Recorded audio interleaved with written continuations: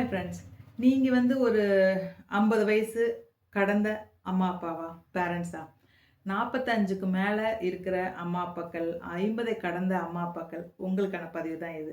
நம்ம நம்ம குழந்தைங்கள்ட்ட இருந்து நெறைய டிசப்பாயின்ட்மென்ட் ஃபேஸ் பண்ண வேண்டிய பீரியட் இது.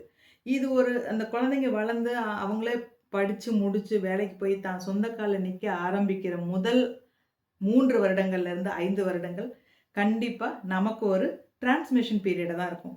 ஒரு ஒரு இடத்துலருந்து இன்னொரு இடத்துக்கு நகர்ந்து போகக்கூடிய அந்த தருணங்கள் தான் இந்த 3 வருடத்துலருந்து 5 வருடங்கள். கண்டிப்பா நம்ம மனச அமைதியாவும், நிம்மதியாவும் வச்சுக்கணும்னா, அவங்கள்ட்ட இருந்து எந்த எக்ஸ்பெக்டேஷனும் இல்லாம இருங்க. இதுவரை உங்க குழந்தைங்க இருந்த விதம் வேற, இனிமே அவங்க இருக்க போற விதம் வேற, நம்மள பார்க்கிற விதமும் வேற, இனிமே அவங்க நம்மள பார்க்க போற விதமும் வேற.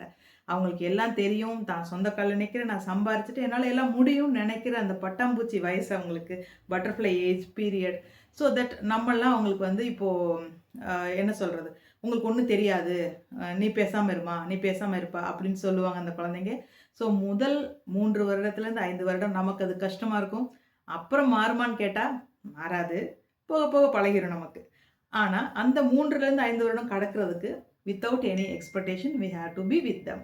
எந்த எக்ஸ்பெக்டேஷனும் இல்லாம இருந்தா, நம்ம அமைதியா இருக்க முடியுங்க. நம்ம அமைதி நம்ம கையில தான் இருக்கு. நன்றி. Think different. கொஞ்சம் மாத்தி யோசிக்கலாமே!